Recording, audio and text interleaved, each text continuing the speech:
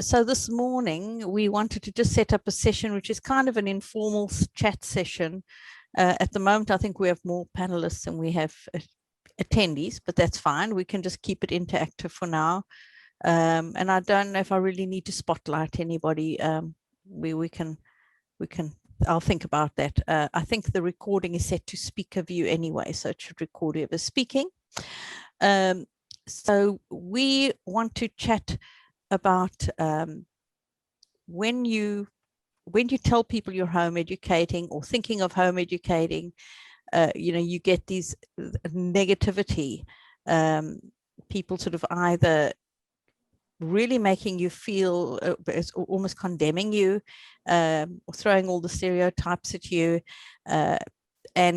or even talking to your children directly to try and kind of almost undermine you as a parent. Lots of different examples. So what we're going to do is we're going to chat about that and ways that we can, how do we deal with that? And then, of course, if any of you want to join in and ask questions, we can do that as well. So who would like to kick off with something that they've had to deal with in their lives, and perhaps talk about how you've dealt with that? Who'd like to have a go first? Brittany, you look terribly keen. I think the time difference has really made me quite chipper this morning as opposed to when I'm back in the UK. So this worked out well for me, actually. Yeah, I think for us, it has been quite different, coming from a place. So we moved to the UK from the US 2.5 years ago. And my oldest is 15, my youngest is 5. We've got 5 children and we've home educated the whole time. And the part of North Carolina where we live is, well, to be honest, our state. So North Carolina happens to be a state where home educated children, the number of home educated children outnumber the number of private school children in our state. Like there's that many kids that home educate in North Carolina. So of all the states, like we had it, I mean, there was any time that we would share, oh, we homeschool our kids, it'd be like, oh, great, awesome. I mean, it was just, it's very much a mainstream part of our culture here. So moving to London, obviously I was not prepared for the fact that most people had either never heard of it or thought it was something very, very weird and strange. And so it kind of caught us off guard to think like, oh gosh, we actually need to have a answer to these every time that somebody asks us, like, what is this, or is it legal, or why would you do that, or all these different questions. So I think it caused me to, not for the first time, but to think more in depth about, okay, why are we doing this? Like, what is the legal situation here? Because we kind of went in a bit blind to the whole situation. So as I've learned more about what's going on in the UK, then it's become a little bit easier to kind of have that conversation. But I will say that I think that the 2 groups that are hardest to talk to, at least for me, and this includes people in my own family, that if education was like the key to their success, what I'm saying, like if that was their launching pad, like my dad, for example, he was first generation university, and the only reason he got to university was like an academic and baseball scholarship. And so for him, and he's the only one in his family that did. And so for him, even, it was just education was schooling was the key to success in life. And so to talk to somebody who that was their ticket, right? Out of poverty, out of, then that becomes really, really tricky. And then the other situation, which my mother-in-law was actually in, people who work in education and have devoted their careers to schooling, administration. She just worked in even the office of a school, but it's just so much ingrained in like her whole life has been dedicated to this thing. And in her mind, if I'm saying, oh no, I've chose to opt out of that thing, it's like, then you're saying that my whole life's work is meaningless, basically. You know, I can sense that. So I think, yeah, I think those are the two groups of people that I've now learned to listen and hear like where they're coming from, and not take it super personally. Like, okay, yeah, when I share these things, as excited as I am, like I'm actually inadvertently maybe stepping on their toes, or really kind of crushing their spirit a little bit. So anyways, I wanted to hear from everybody else too, but that's an intro, I guess. I think it's possibly also because people equate school with education. So they're not equating education with education. But I think you probably would have found, because you were American, that helped a little bit, because people know that in America it's quite a big movement, and they probably thought, oh well, it's because she's American. Yeah, well, and to be honest, yeah, and my educational background, I went to university to study education and to become a teacher, and so I think there's that too. You know, that has been a huge advantage when I say, like, well, you know, I'm a former classroom teacher. Then it's all of a sudden, as soon as I say those words, it's like, oh, well, then you know what you're talking about. But I do say that, and then I qualify it immediately with like, but that doesn't necessarily make me a great home educator. And then I'm able to debunk kind of all that, those sort of myths. But for some reason, it's just that idea that, oh, you've been in the school, so you are professional or whatever, you know. Yeah, it works for you with the local authority, but it's not what you want to be working for you when it comes to promoting home education as something all parents can do. And a lot of the teachers that I've spoken to who home educated said that it was actually a barrier to them. Yeah. So Paula, let's go over to you, because it's for you had some of those stereotypes on yourself, didn't you? Yeah. So hi everyone. So for me, I've been home educating for about 3 years now, and it was actually my husband who suggested it when my oldest daughter, who's now 7, was about 3 years old, I think. And he just mentioned, oh, I think we should homeschool our children. And if I'm being honest, I was absolutely fuming. I was like, there is no way that that we are going to home educate. I was like, why would anyone do that? Why would we do that? Why are you asking me to do that? And so I went and so I even said to him that maybe if he's so sure about it, he should consider staying at home, and I can go back to work and work again. And so I was just a bit blown away that he even had thought about it or suggested it. We probably knew a couple of friends who were doing it, but I was very much like, I don't want to jump on a bandwagon for the sake of it. I want my children in school. I had the typical things of, I can't wait for their first nativity. I can't wait for their first sports day and all of that sort of thing. And so anyway, it was probably about a year-long journey of me eventually changing my mind. And my husband actually never brought it up again. But what happened was, from the moment he did bring it up, I couldn't get it out of my head. And I was really annoyed about the fact I couldn't get it out of my head. And I'd be praying and it would be coming into my head. I'd be doing anything. And I just felt like all the time, homeschooling, home education was constantly coming into my head. I kept meeting people who were suddenly home educating. And I was really upset, like thinking to myself, why is it happening? Because if I'm honest, I had those stereotypical views of what home education looks like, and I'm quite a social person, so the thought, I had that stereotypical view of, well, if they're home educated, they're not going to have any friends and they're not going to be able to socialize. And so I was just not up for it. But anyway, the fact I'm sitting here today is obviously clearly the fact that I'm home educating. And it's probably the best thing ever. So I've gone from one extreme to the other, but I think one of the key moments for me was attending a group with my daughter, and I was still a little bit reluctant and unsure about it, but I walked him to this just this normal home education hangout, and my daughter absolutely loved it. I had a chance to speak to a few of the moms, and I thought, okay, wow, this sounds a lot more exciting. And I thought, yeah, I can do it.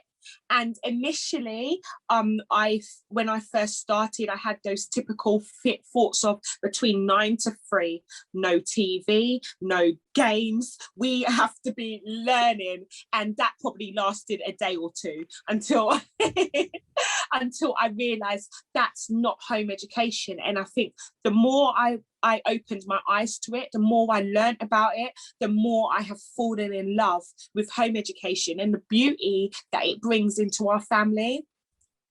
What would you say helped you to deal with anyone that, because obviously you've had to convince yourself. So what were the arguments that won you over that potentially people could use in their conversations with others? It was very interesting at first when it was my first, when I was first deciding and was still quite unsure about it.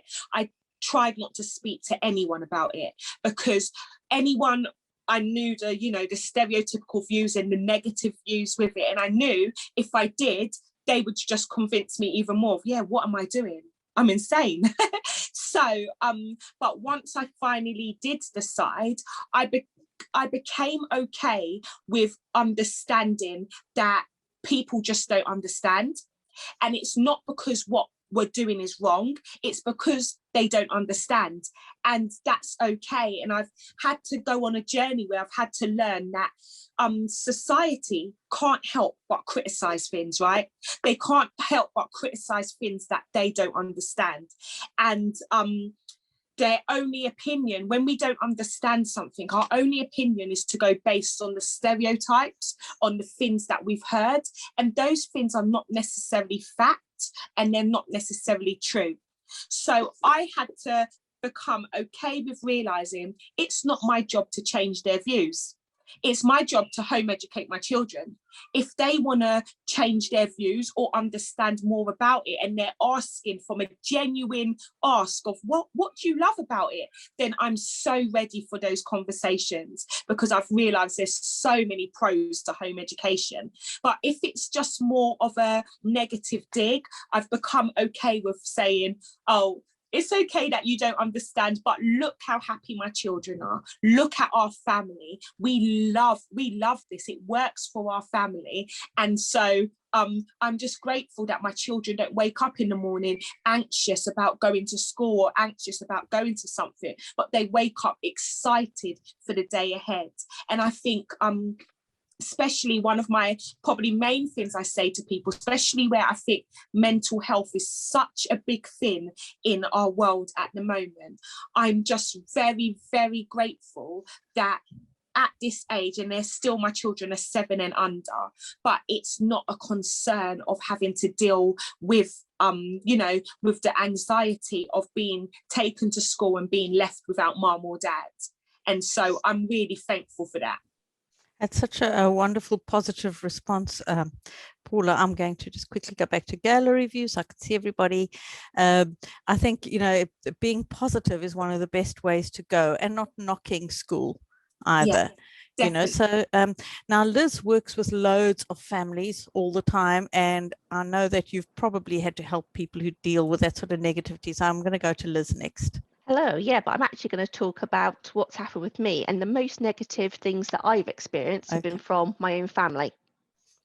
So I first came across the idea of home education, having never even really heard of it before, when my eldest was 18 months.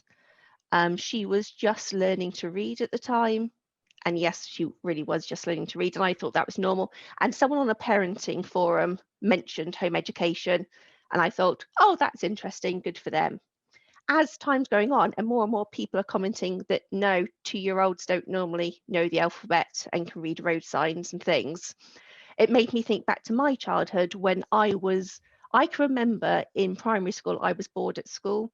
I used to spend most of my time at Story Corner, where I'd sit at my desk, do my work, go to Story Corner, wait for everyone to catch up, go back to my desk, do the next bit of work, go to Story Corner, wait for everyone to catch up.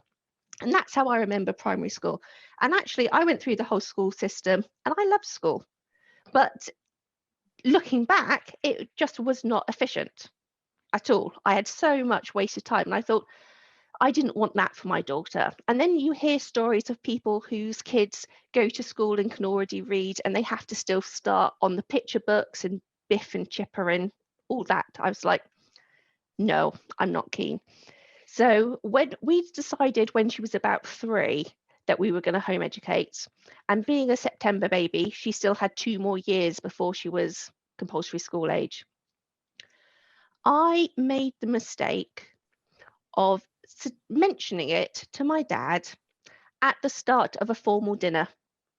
My dad likes to put on dinners.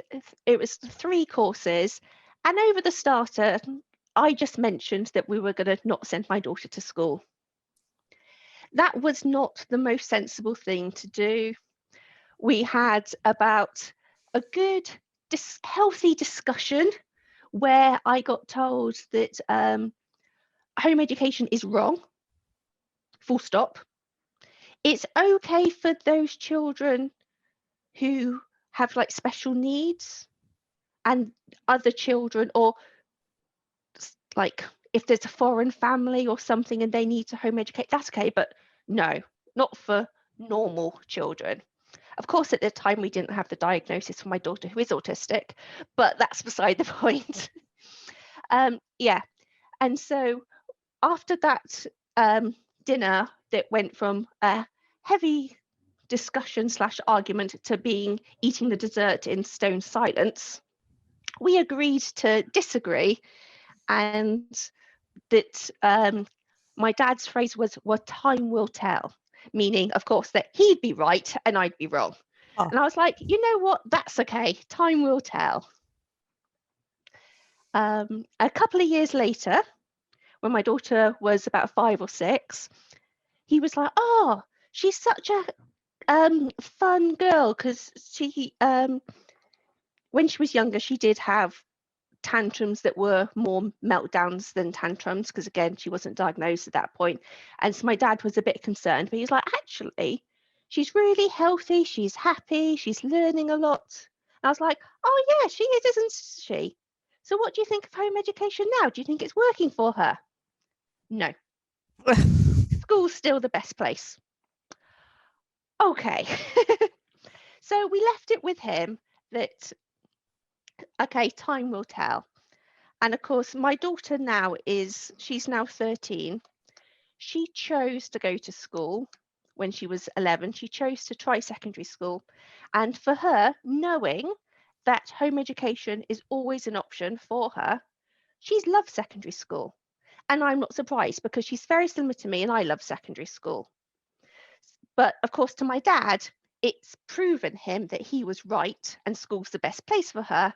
And you know what? Whenever he mentions it and he thinks, oh, I've done a really good thing sending her to school, I just put a line in saying, well, actually, she chose to go to school.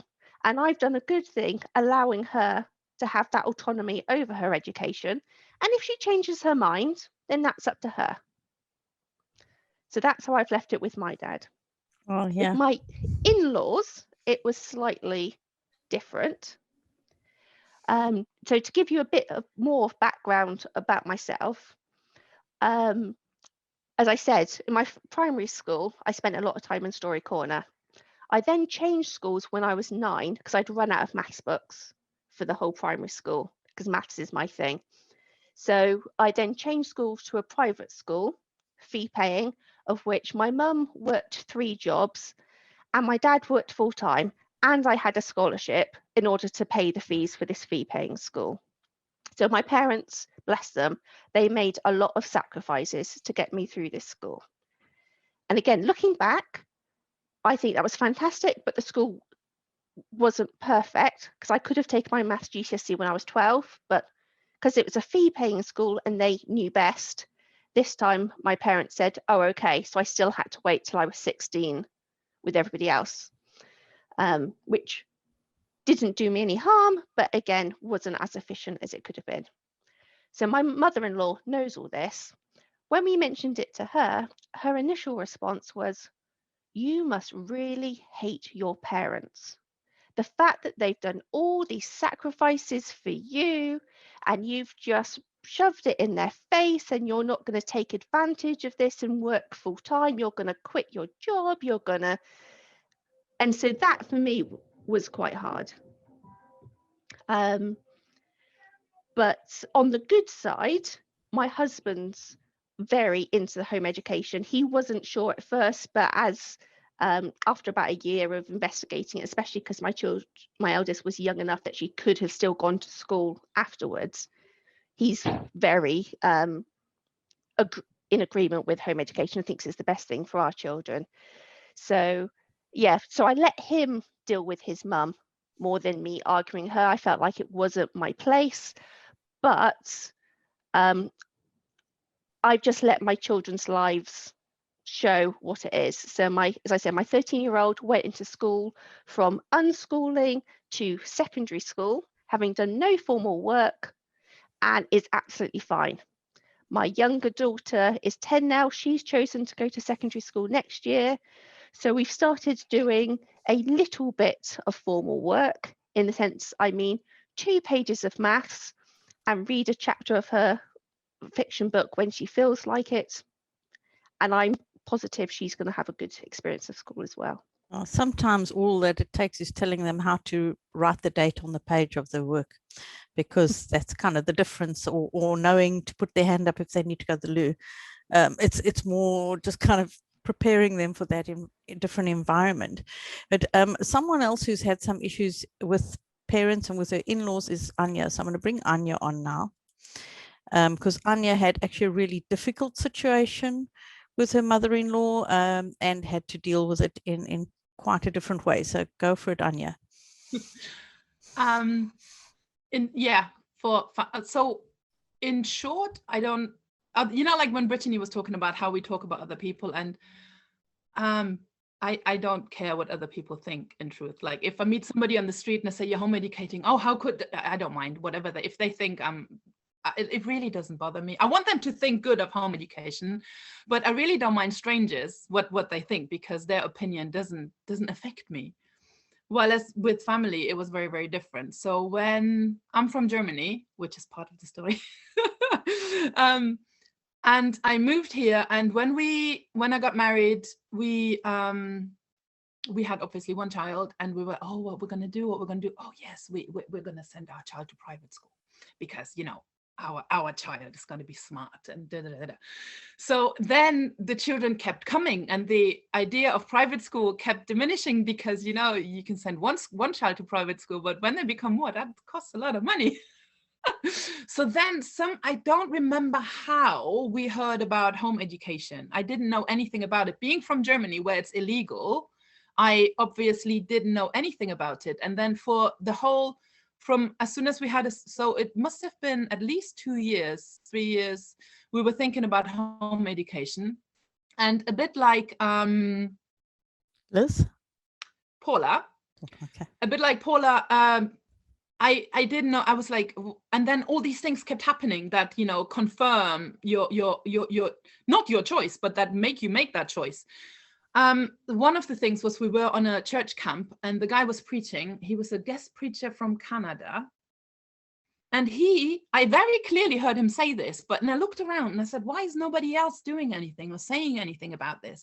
Because he said, this is nothing to do with you, Liz, this was a message for me, right? Because he said, anybody who sends their child to their Christian, any Christian who sends their child into school is, I don't even remember the words he said, but basically that we're abusing them, and that we're allowing them to be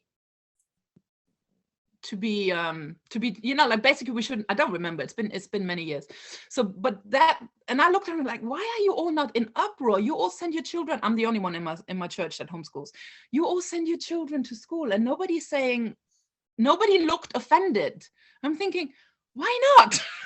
So I, you know, like I clearly heard this, I know I heard it, I'm not like, I know he said that. And that's actually when our decision was completely set in stone. So we knew from then on we were definitely going to home educate. So my mother-in-law, my mom thinks I'm a criminal and I'm abusing my children because in Germany, I can't blame her. In Germany, it's not allowed. You have your children taken from you if you don't send them to school. The police will actually come and take your children.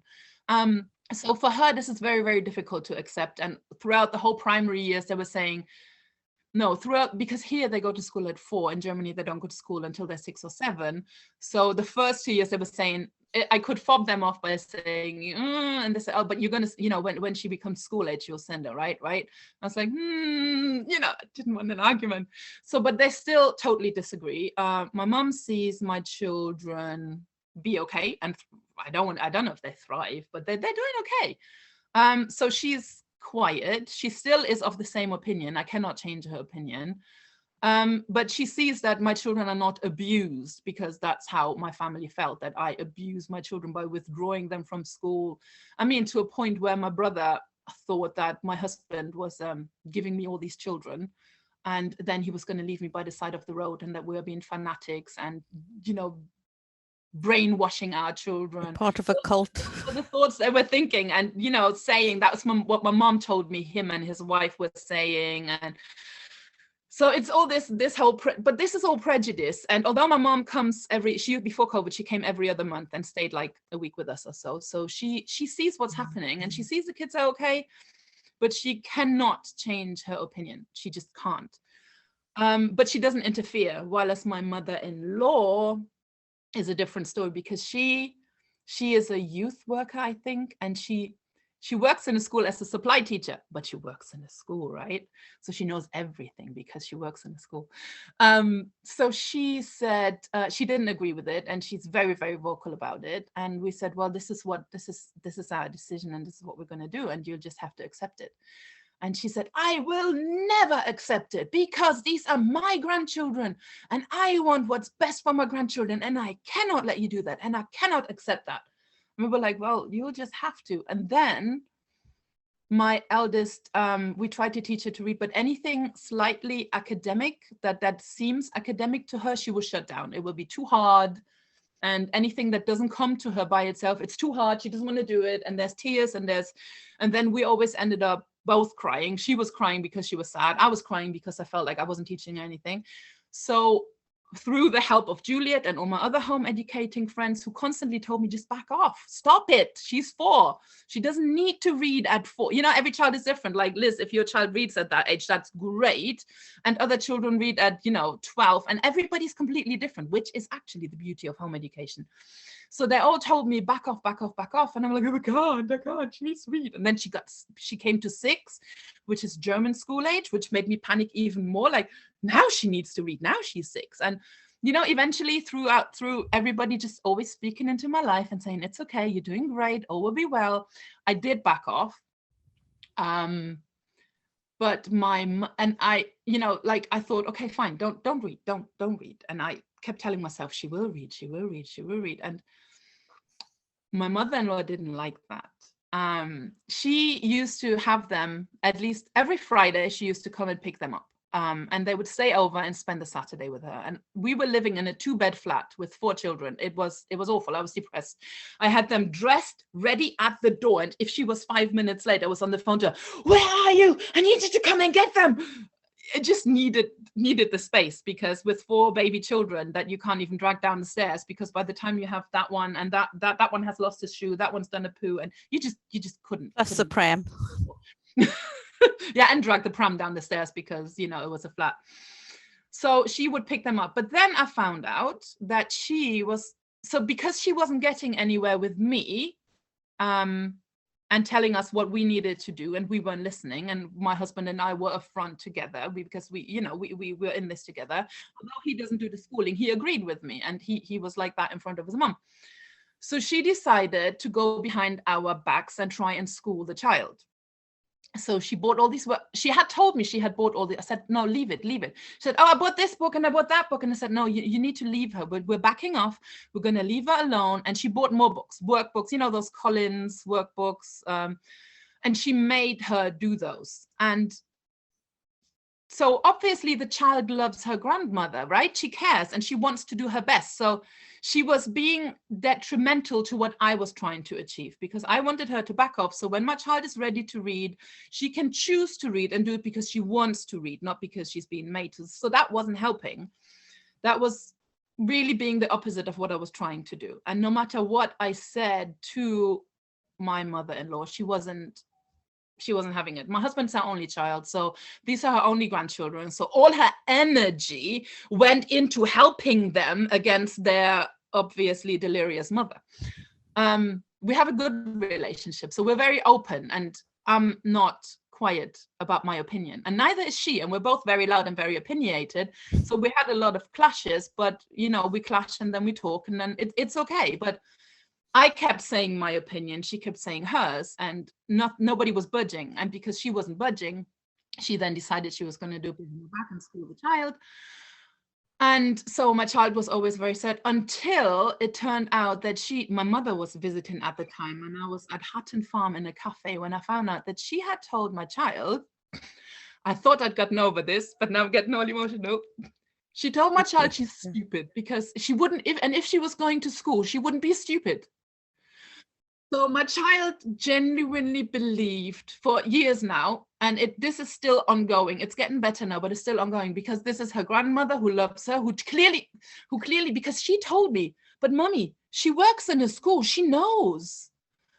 And I was like, but no, she doesn't. You're not stupid. She truly believed she was stupid, and she was desperate to go to school because she didn't want to be stupid. She was crying every day that she wanted to go to school because she didn't want to be stupid. And so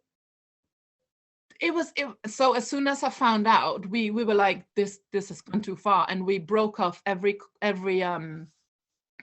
contact with, we didn't break off contact with Craig's mom, but we said, you cannot see the children without supervision, because we told you what we wanted. You went against what we said. We were very, very, very clear, and you deliberately went against it. And so we actually had to stop the children from seeing her unsupervised. And I think she still hasn't spent a lot of time with my eldest. My eldest is now very apprehensive about being with her, and she's really good. We can have really, really open talks with her. Although she's 12, she's really good at actually articulating her. She's not, articulating her feelings. So she knows that her grandma loves her, and that it was all done out of love, and that she's getting there now, that she's not stupid, but she still thinks she's not good enough. She's not, she can be quite shy, because this has really, really scarred her for a long time. And it wasn't, like after she said she's stupid, I dealt with it, and she was, but I didn't realize how deep this, and I don't think that she drilled it in like every day. She said, you're stupid. I don't, I think this, she may have said this once or twice. I don't think she said it all the time, but it was just really, really deep. So she's still suffering from it. But she's getting there now. Obviously she's reading. She reads all day. We actually have to take her books away from her sometimes. She can do other things. So the thing worked, that I was taught, like, back off, the child will read when she's ready. And all my other children, apart from the youngest who's 7, and she doesn't read, but I'm not bothered, because I know it will happen. I've learned, So they all learn to read at different ages, and I think they're all very, obviously they're all smart, but academically, they may be here, they may be there in different things. I think it's all okay. And grandma is now, the relationship with grandma is now good. I mean, and she obviously said, oh, you don't trust me with your children. And she was very, very injured. It was hard. It was a really hard time, because we didn't speak for 3 months at all, because she was offended, because obviously I was wrong. It wasn't her that was wrong. I was wrong for abusing my children. and I was, you know, she believed that it was that they were being, what she said about being stupid, she believed it, and she thought she was doing the right thing. So we didn't speak to her for a long time because she was offended, and then she kept saying, "Oh, you don't trust me." I said, exactly, we don't trust you. And she kept making promises, and so yeah, it's better now, but they still don't hang out with her as much as that. Not every, well, we don't need to. We then moved into a bigger house, so now I don't need them to be there every month. So but you've had to be really firm and had to lay those boundaries down, because you are actually your child's champion. Yes. And looking after your child and negotiating that adult world on behalf of your child, because she can't articulate it for herself. Yeah, but you can't go to a child and, you know, you don't do that. No. You know, so that was just, I think I was just shocked that she would be so manipulative behind her and back. That would change my mind. And not trusting you as a parent, and trusting that your instincts are good. And I think this is what we see a lot in society today, where there is this mistrust of parents. And as you say, I mean, Hannah is reading all the time now. I mean, it's a different, like, it's like there never was that worry. Mm-hmm. I mean, it's like it never existed. I wouldn't even read the Iliad. Yes, I mean, like it's just amazing. So I'm into context. Sorry for interrupting. My 13-year-old, who I said was reading at 3, hates reading, doesn't do it. Yeah. No, I had a 2.5-year-old who was reading when I was teaching her sister and doing flashcards with her sister. She would get the words right before her sister, and then started reading. And then I didn't really like pursue it. So then we didn't, you know, she only really started reading properly much later. But, you know, children, I just love the way their brains work. So let's see, have we been to all our, I think everyone's had a chance to speak. So I want to just talk a little bit from my point of view of some of the things that have worked from my perspective. So I also had family members that questioned, but one of the things that really, really helped me was, first of all, doing a lot of reading on home education. So reading people like John Taylor Gatto, who explains what actually happens in state education, the agendas of state education. John Holt, who talks about so positively about children learning for themselves. There are a number of authors that I read, blogs that I read, people I spoke to. So the conviction was mine. I had gone and done the research. I understood how learning happened. And also just understanding childhood and child development. That's really important. So even if you can go and read up on child development, how important play is. Some fantastic, Peter Gray does many great talks on play, and just doing research, because once you've got your convictions, you have the courage of your convictions. So you're able to speak out with courage. But the other thing is, so even my parents had some negative statements, but I've always been actually pretty stubborn. And I didn't really realize it. It's more in hindsight, I realized that I've been quite a stubborn person my whole life. But it's actually that stubbornness that has helped me in so many things. Because there's instances where I just don't listen to anybody else. So sometimes that's good, but sometimes, I mean, it works against me, and I have to learn through my own mistakes. But, you know, and I've always been a bit nonconformist, and I think I'm comfortable being nonconformist. So that didn't worry me too much. I was a school thriver. I enjoyed school, so it wasn't like I had a negative experience. But one of the things, okay, so Brittany's said John Taylor Gatto. So he writes Dumbing Down. What's it, Dumbing Down? What's it called again, Brittany? Dumbing Us Down and Weapons of Mass Instruction, I think was his other one. That's it. That's right. So and John Holt wrote How Children Fail and How Children Learn. And when you've read those books, you kind of understand, actually, I don't want my child to be the one that's kind of part of the sausage factory, where they're just getting pushed through and processed and to somebody else's agenda. But so with my own parents, you know, I'm just kind of stubborn, and my parents kind of always, well, that's your life, you know, you do. And my mother-in-law was also one who went to my daughter and said, well, wouldn't you rather be in school? You know, don't you miss your friends? And that kind of thing. And, you know, we just shut that down pretty quickly. She also meant well, and is not sort of a horrible person, but we did have to kind of explain. But the thing with, I found is to project a positive persona, to be very, even if you don't feel confident inside, is to show that confidence on the outside, you know, fake it till you make it a little bit maybe. And so like if you're at a doctor's and the doctors want to know, oh, where did your child go to school? You know, I've never said to them that, you know, they're how educated. They're kind of, it's always like, oh, you know, well, we've been home educating, and I projected positively. And if they ask anything about it, I say, well, I've got adult children. Fortunately, I do have adult children now who are still alive and know how to earn a living. You know, so you can throw that in there, or, you know, but you need to, that's why the reading is important, is so that you can do that positive, put out the positive vibe to counteract the negative. And to be, you know, I always use the term home educating with boldness and freedom.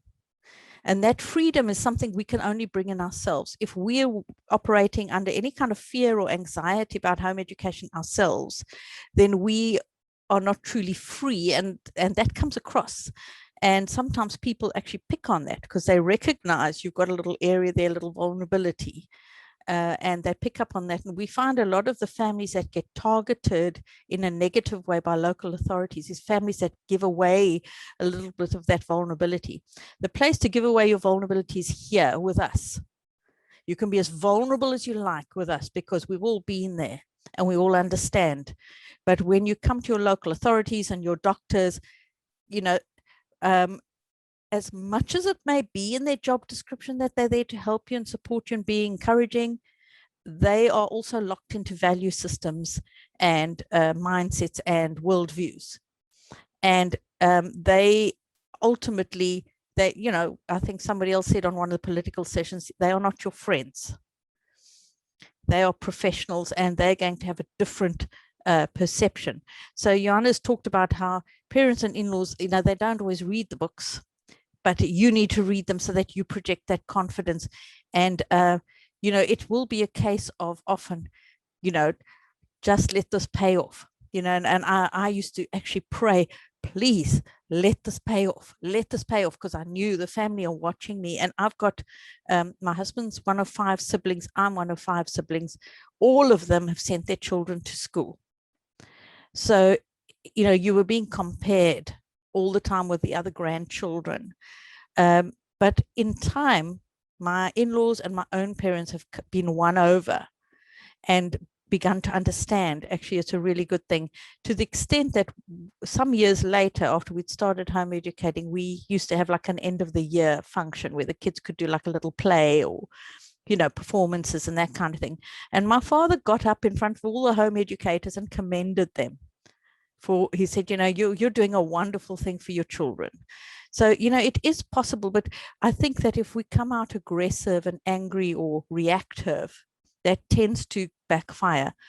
And there's a couple of tricks that have worked for me. So the one is when you come, like, you know, so sometimes it might not be a family member, it's just some nosy person, you know, challenges you, and they say, well, yeah, you know, but children should be in school. They need to be, you know, I had to be knocked into shape because it's made me who I am today and all of that. And so I'll say to them, okay, so tell me, you know, how was your experience at school? Did you have teachers you got on with, or, you know, what was your experience? And very often people have had a negative experience and they don't realize it, but they've carried it with them their whole lives. It's shaped who they are. I'll say to them, so would you say, you know, you learned more in school, or you've learned more since you left school? And they're like, oh, well, you know, I probably learned more, you know, as an adult after I left school. So okay, and why do you think, what made the difference? And I said, well, after I left school, you know, I could actually do what I was interested in, and it was, you know, I actually had the interest. I said to them, and I'll say, well, okay, so why do you think it's any different for children? And then sometimes you'll see that little light bulb, you know, ding. You just need to, but it's kind of how you approach it. But sometimes you need to ask them the questions rather than be reacting to their conversation or their questions or their narrative. Actually, if you go and watch the young people who've done all their little Meet the Home Educated videos on the app, you know, all of them will talk about how, you know, they are so fed up with the arguments and the stereotypes, And my daughter did one where she said the college, she's a student ambassador, and her boss at college who said, oh, I'm surprised, that you get on so well with people, because you're home educated. And my daughter's like, yeah, well, we met, I mixed with everybody, it's like, so our kids are out there being ambassadors as well, and we need to give them that encouragement to also speak out and be positive. So I'm going to quickly, we actually kind of gone over time. I'm going to take the spotlight off myself, and if you guys want to make sure you're on gallery view so you can see everybody. Has anyone got anything to add, or got a question or a specific situation that we can maybe help you with? I just want to give a shout out to Karen van Oostrom from South Africa, because we saw Karen's children when they were growing up in South Africa, wonderful children, and they've become quite successful, haven't they, Karen?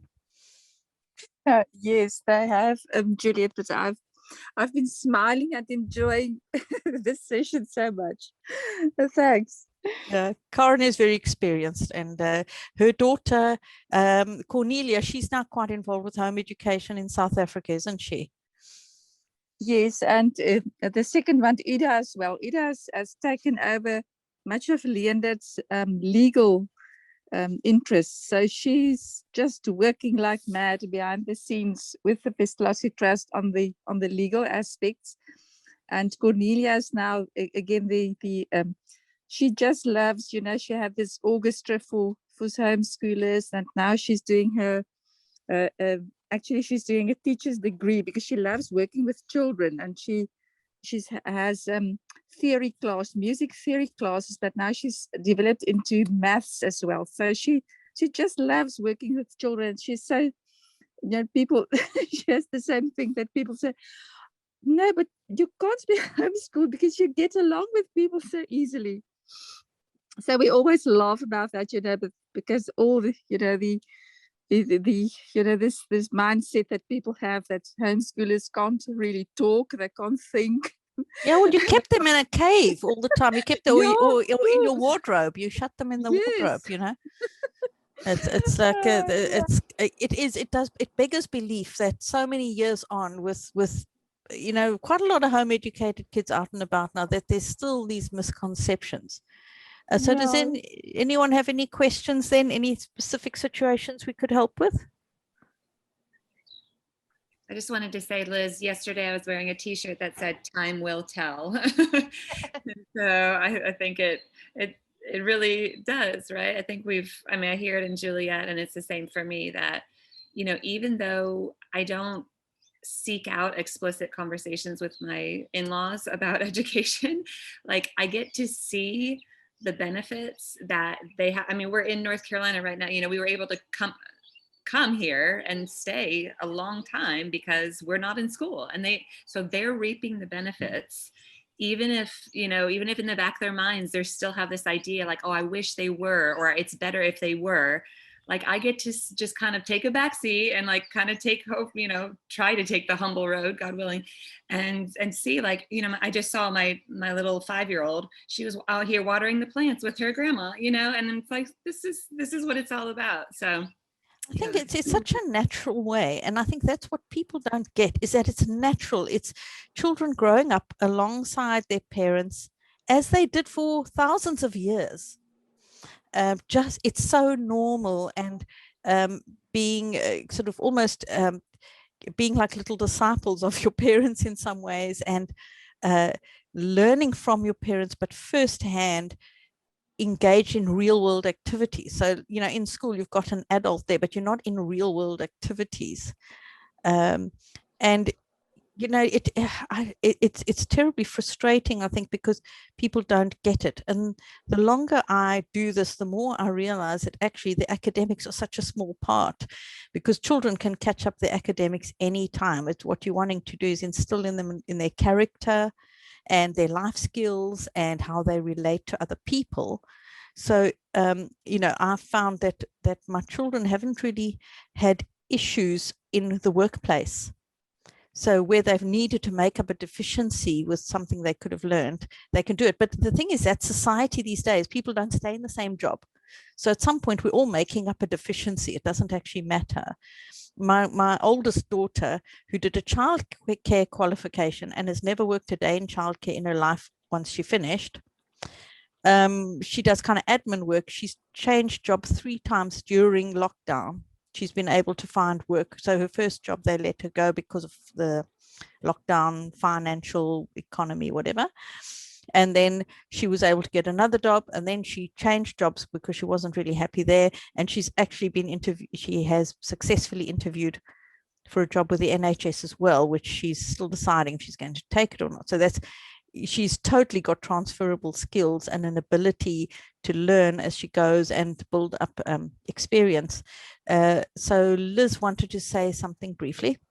Yeah, I just wanted to say that what I found interesting is that some other children take on their parents' prejudices, such that my children, my girls do dance and they do gymnastics, and they've been asked, well, one of them said, you must be stupid because you don't go to school, which my sister said, not my sister, my daughter said, no, that's not true. And they were like, well, can you read? And she was like, well, I mean, she was 10, I think, at this. And she was like, of course I can read. And like, well, can you do maths? And my daughter was like, yes. And my daughter's being asked questions by this other kid saying, oh, do you know 2 times this? Do you know 3 times this? And my older daughter, she's quite outgoing, so she wasn't fazed by it at all, but she ended up asking questions back. Well, do you know the capital of this, and or the flag for that? And the other person was like, I haven't been taught that. How do you know that? And she's like, why haven't you? And my daughter was saying, why haven't you been taught this? Everybody knows this. Which flags and countries is my daughter's thing. She knows more than I do. I don't know half the stuff. Yeah. But because that was what she was interested, and she was like, but you go to school, why don't you know? And that was the turning point in my daughter's thing, was like, actually, these people who have been asking her questions, like not the same person all the time, but like different people now and again saying, oh, you must go to school to learn. She was actually, no, I don't need to. Well, we used to we had like a grammar program, which it was really actually quite a nice grammar program. And I've always been fairly relaxed about how the kids, I'd give them a few pages to do and they would happily get on with it because it wasn't onerous. And, they kind of came to the section on prepositional phrases, which at that point, I mean, I couldn't even remember if I'd ever learned prepositional phrases. And basically that was their go-to. So do you know what a prepositional phrase is? It didn't matter who they were talking to. That was like what they threw out, which basically would shut up anyone who gave them a hard time. So sometimes you just give them a little bit of, give them a couple of weapons for that kind of thing. But it's, I think, it is a challenge because it is countercultural. But I would say that the best thing is to just really be sure of your own research, be sure of your form some arguments that will help you if necessary. But what I found is it doesn't help to get somebody's backup. So generally, if they are genuinely curious, then you can have that conversation. If you can sense it's just like a throwaway comment, throw away a comment back at them, like, oh yeah, we're just going to see how it goes, whatever, just to move it along, because you're wasting your time sometimes spending time arguing with people. So the other thing that works well, is a good one, is just to say, we're going to take it year by year. We'll take it 1 year at a time and see how it goes. Because then people are like, oh, okay, so at least maybe these poor children will end up back in school or whatever. But that's just a generally good fob off if you just don't want to get into it. Good morning, Joanna, again. Okay, I'm going to just stop the recording there. So thank you everybody for joining in today. This is a conversation you can have for hours, literally. And I think all of us here, if you want to ask any questions, we're on the app. Please come and find us. Thank you for participating.